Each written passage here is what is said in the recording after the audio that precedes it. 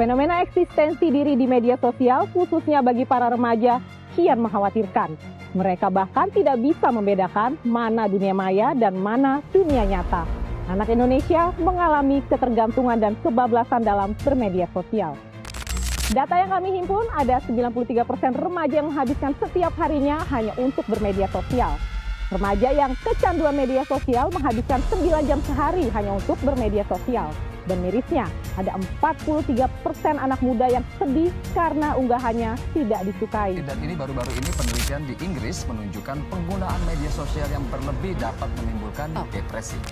Beberapa hal yang kerap muncul ketergantungan atau cemas jika tidak menggunakan media sosial, membandingkan hidup kita dengan orang lain, membawa permasalahan dunia maya ke dunia nyata, hingga mempengaruhi mood. Instagram ini dinobatkan sebagai media sosial yang paling sering digunakan untuk melakukan perundungan atau bullying secara online. Seperti yang sudah kita lihat bersama, dalam konteks pendidikan tinggi, perkembangan moral bukanlah sekedar materi pelengkap, melainkan pondasi utama dalam pembentukan karakter mahasiswa. Jika merujuk pada teori perkembangan moral Lawrence Kohlberg, urgensi pendidikan moral terletak pada upaya membekali mahasiswa dengan ketahanan etis di tengah gempuran arus digital. Pendidikan sejatinya harus mampu membimbing mahasiswa untuk bertransformasi dari individu yang hanya mencari validasi sosial atau tahap konvensional menjadi pribadi yang berpegang teguh pada prinsip integritas atau tahap fasa konvensional. Dengan moralitas yang matang, mahasiswa tidak akan mudah goyah oleh tekanan tren atau gaya hidup semu yang seringkali menyesatkan.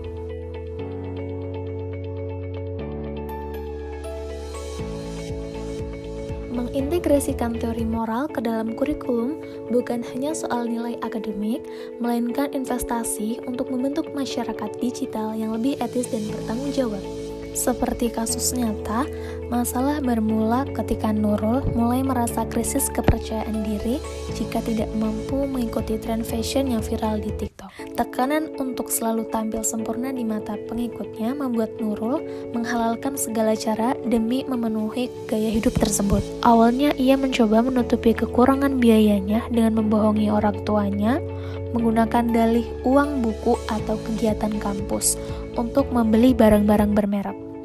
Namun, karena ambisi untuk mempertahankan konten yang dianggap estetik semakin besar, ia akhirnya tergiur oleh kemudahan akses pinjaman online atau biasa disebut dengan pinjol.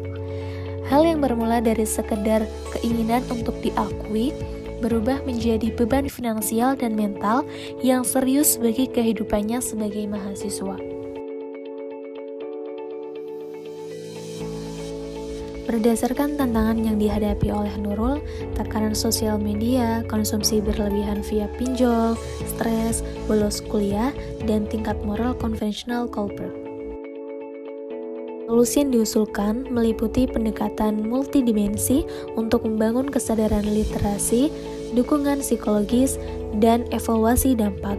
Solusi ini dirancang untuk mendorong transisi moral ke tingkat post-konvensional, di mana keputusan didasarkan pada prinsip etika dan konsekuensi jangka panjang sambil meningkatkan kesejahteraan akademik dan mental. Rencana tindakan yang dilakukan yaitu dengan membuat proyek yang meningkatkan kesadaran dan dukungan untuk membantu mahasiswa seperti Nurul menghadapi tekanan dari media sosial, meningkatkan pemahaman tentang keuangan, serta mendorong pemikiran moral yang lebih baik menuju tingkat pemikiran moral post-konvensional menurut Kohlberg, di mana keputusan diambil berdasarkan prinsip etika yang universal dan dampak jangka panjang.